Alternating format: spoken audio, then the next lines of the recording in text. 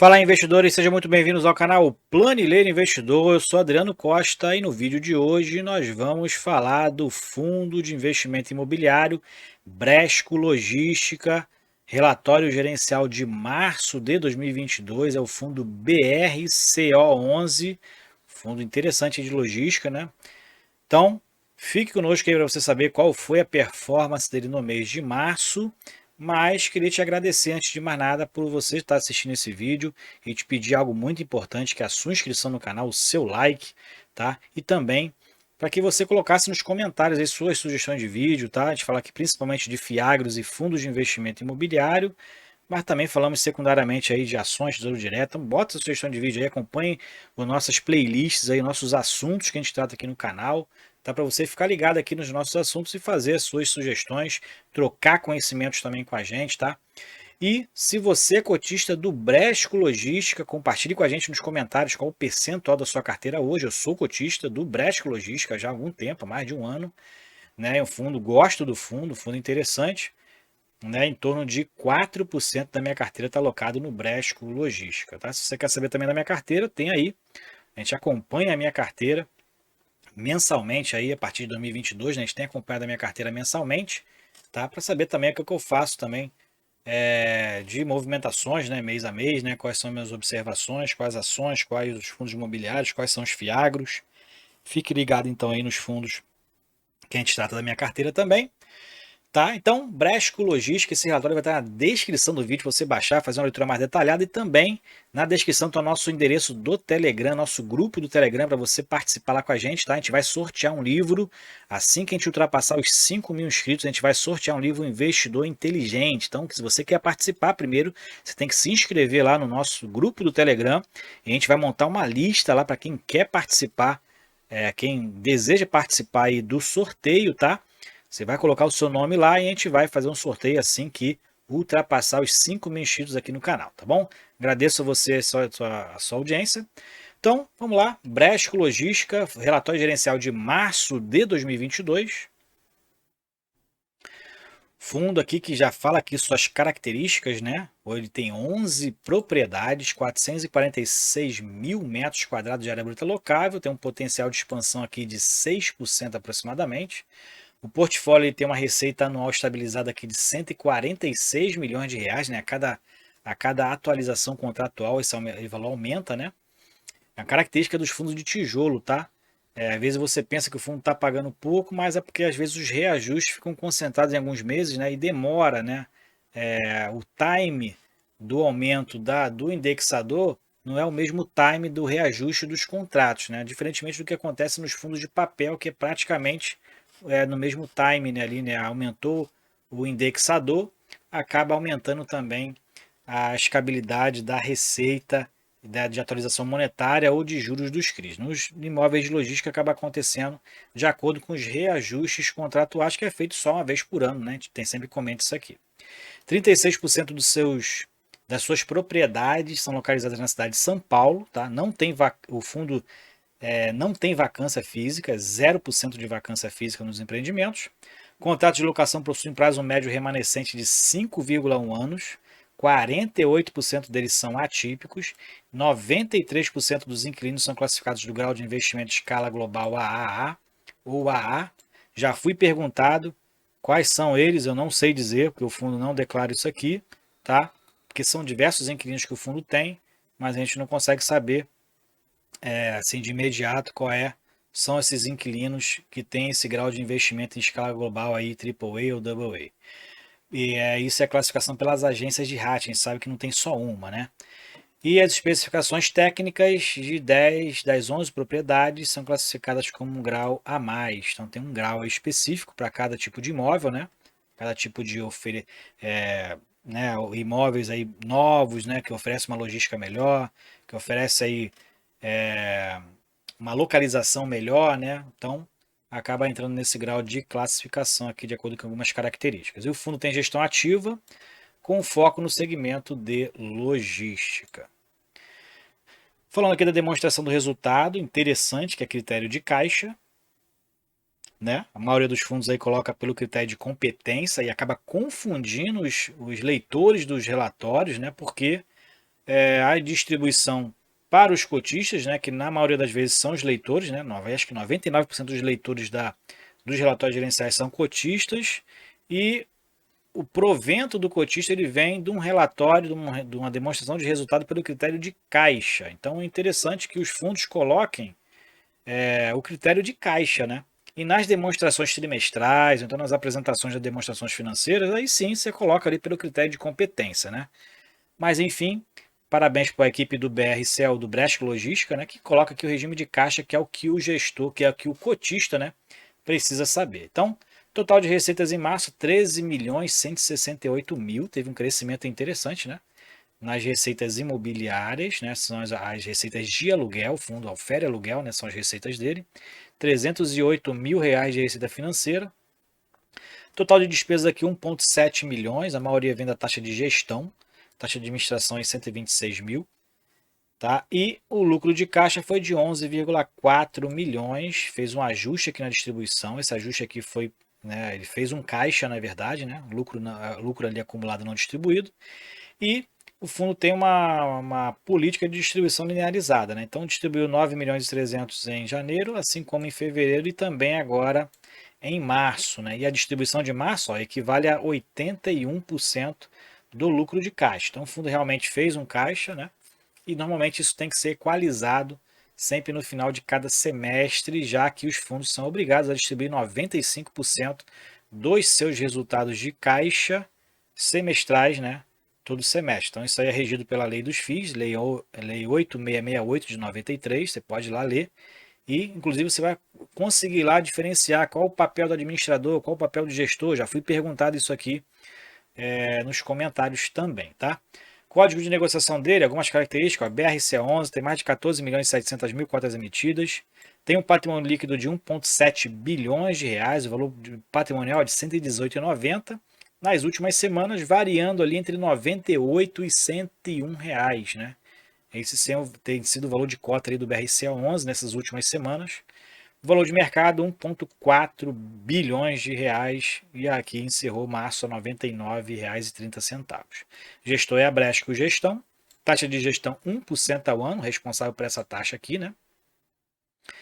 1% ao ano e tem uma taxa de performance também de 20% da distribuição bruta que exceder 6% sobre o valor das emissões atualizadas pelo IPCA. Provavelmente não está pagando taxa de performance, porque está abaixo do valor patrimonial, né? Teoricamente, não vislumbra aí um pagamento de taxa de performance em relação a esse tipo de taxa paga pelo locatário, pelo cotista.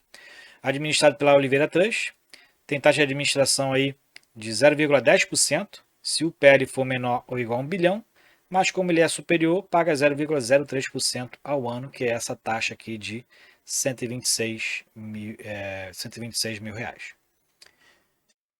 Bom, falando aqui de mercado secundário, a gente verifica que o fundo já está andando de lado aí, né, desde dezembro, mais ou menos aqui, né? O preço está variando entre 98 e 102 reais aí no mercado, né? E a gente vê que a rentabilidade total do fundo desde o IPO está em 14,2%, aqui que conta, né? A rentabilidade conta o preço de mercado mais o rendimento distribuído, né? E o IFIX nesse mesmo período que o fundo aí existe, né? Está em negativo em 4,7%. Então o fundo está positivo. Aqui a gente vê o volume de negociação médio desde o IPO, né? O volume de negociação médio diário está ali em torno de 2,6 milhões de reais por dia e o giro de cotas nesse período todo está em 95%. A base de cotista aumentou em 811% desde o IPO, né, e hoje está em 65.400 cotistas. Tá? E a representação dele na carteira do IFIX, né, é de 1,4% do índice. Aqui a rentabilidade no mês, né, de março, então a gente verifica que o fundo anunciou um rendimento de 63 centavos, né, igual aqui janeiro e fevereiro. E a rentabilidade total foi negativa no mês de março, né, em 0,1%, praticamente uma rentabilidade nula nesse período aí, no mês de março. Né, e a rentabilidade do IFIX foi positiva em 1,4%. Bom, continuando aqui no relatório, a gente verifica aqui com relação ao portfólio do fundo, 58% dos seus imóveis aí, né, da área bruta locável fica em São Paulo. 72% das suas propriedades são consideradas last mile, né, próximas aos grandes centros de consumo, né, que favorece a logística, né, o e-commerce. E a gente verifica que os principais clientes, né, da sua carteira, né, é Grupo Pão de Açúcar, Magazine Luiza, Natura, Mercado Livre, BRF, né, B2W, coisas americanas, né, Carrefour. Então aqui é a Whirlpool, né, a principal líder aí da linha branca, né, DHL, um grande distribuidor logístico, né. Então tem grandes empresas aí na sua carteira, né, carteira interessante de inquilinos, né, o que favorece então ao sucesso dos contratos, né? Composição da receita, então a gente verifica que 58%, 55% da sua receita vem do setor de atuação varejo e e-commerce, né? Entre a classificação dos inquilinos, né, a gente verifica que 68% aí é AAA ou AA, né? Não sei exatamente quais são, aqui o relatório não especifica, tá? Já me fizeram essa pergunta aí nos comentários. E a classificação das propriedades, 10 propriedades são classificadas aí a mais, né? Então propriedades aí com classificação superior, né? Dos principais imóveis aí do setor. Com relação à composição da receita, os clientes aí, ó, 25% da receita do fundo, né, tá dependente do Grupo Pão de Açúcar, que são dois imóveis que ele tem, né, grupo centro de distribuição, né, 15% o centro de distribuição 6 e 9% dentro do centro de distribuição 4, ambos em São Paulo. Então a gente verifica que o fundo tem uma dependência, né, de receita aí concentrada no Grupo Pão de Açúcar de um quarto da sua receita, né, nesses dois contratos. 13% pelo Mercado Livre, 12% Natura, também assim também a Whirlpool e percentuais menores para as outras empresas, tá? Continuando então aqui, a gente já falou sobre a receita não estabilizada, a vacância do fundo que está em 0%, né? 48% dos seus contratos são atípicos e o prazo remanescente dos seus contratos de locação hoje está em 5,1 anos, né? Que chama de WAUT. Tipologia dos contratos, 52% são contratos típicos e 48% atípicos, praticamente meio a meio, né? 91% deles são reajustados pelo IPCA, o restante pelo IGPM.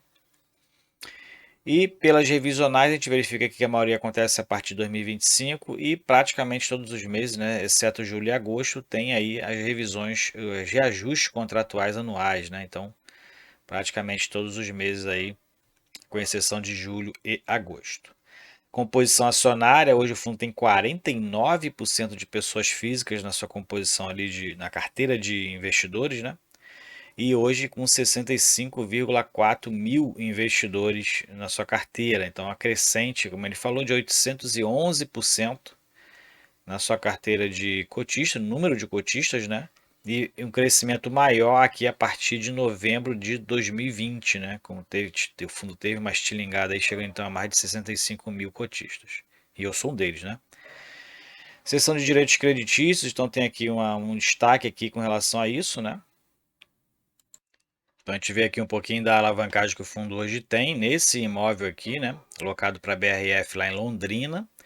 Então o lastro é o próprio contrato de locação, né? 36,6% do contrato securitizado, né? Para pagamento dessa dívida, que é indexado ao IPCA mais 6,5%, num contrato Buy-to-Suit, né? Então, uma característica dos contratos atípicos, por exemplo, não tem garantia, os pagamentos, juros e amortização mensal sem carência.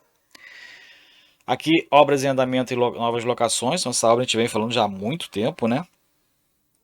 A obra aqui das benfeitorias do imóvel da Whirlpool em São Paulo, né? Que está desde dezembro de 2021, né? A segunda fase. Teve uma primeira fase também que foi ao longo de 2021. E com previsão de entrega em maio de 2022. Então, já mês que vem aí, previsão de entrega dessa segunda fase, 43% concluída o acompanhamento da obra no momento. O valor do aluguel, depois dessas benfeitorias, vai ser reajustado aí e vai gerar, né, para um resultado por cota de 1 centavo ao fundo por mês. Então vai ser melhorias aí nesse imóvel ocupado pela Whirlpool e benfeitorias no Brasco, Bahia, também 20% concluída, entrega também para maio, previsão de entrega, tá? O início das obras foi em janeiro, então são 5 meses de obra, já com previsão de entrega agora em maio. O investimento do fundo foi de 7,2 milhões de reais e essa expansão vai representar um acréscimo de resultado de 1 centavo também por cota. Então tem aqui as fotos, né? Aqui é o portfólio do fundo, então os imóveis que ele tem, todas as características, né, de cada imóvel do fundo. O fundo diversificado também em imóveis e inquilinos, né? Então, bons imóveis que o fundo tem aí dentro do seu portfólio, nas grandes cidades, né, grandes centros logísticos também. Então, você pode fazer uma leitura mais detalhada dos contratos que estão atrelados a cada um deles, né? A expansão, o endereço, pé direito, ABL. Então tem todas aqui as características desses imóveis, tá? E o último fato relevante aqui, falado no dia 23, publicado, né, no dia 23 de março, que foi a intenção da DHL rescindir antecipadamente o contrato de locação e promover a desocupação do imóvel DHL Embu em 30 de março, tá? Então, mas tem já uma outra empresa, né, que tem interesse então de assumir a locação do imóvel, que é a MRO Serviços Logísticos. Então, em razão dessa desocupação, dessa rescisão antecipada, a DHL vai ter que pagar uma multa aí de mais de 1.100.000 reais. E o valor tem que ser pago integralmente, né, no dia 31 de março pela DHL. E o novo contrato de locação, celebrado aí com a MRO, 100% da área bruta locável do imóvel desocupado, né? Prazo de locação aí de 5 anos, né? 6 meses de locação. Início no dia 1º de abril, então não tem vacância ali dentro dos imóveis, dentro dos dias também, né? E o fundo então permanece com essa nova locação, com essa troca de locatários, 0% de vacância física na sua área logística, tá? E o valor do aluguel do referido contrato com a MRO representa aproximadamente 2 centavos por cota do fundo ao mês, descontadas as eventuais despesas do fundo e taxas praticadas nos termos de regulamento vigente. Então é isso. Novo locatário, né? Não tem vacância aí com a saída da DHL. Novo locatário aí para poder assumir esse espaço deixado pela DHL agora no dia 31 de março, tá ok? Então é isso aí. Relatório gerencial do BRCO11, Bresco Logística, né? Fundo aí interessante, BRCO11. Se você gostou do vídeo, deixe seu like, se inscreva no canal e compartilhe com a gente. Se você é cotista do BRCO11, qual o percentual da sua carteira hoje? Eu sou cotista, em torno de 4% aproximadamente da minha carteira está aí alocada no BRCO11. Gosto muito do fundo, tem mais de um ano que eu tenho na minha carteira. Fique com Deus, até o próximo vídeo. Tchau, tchau.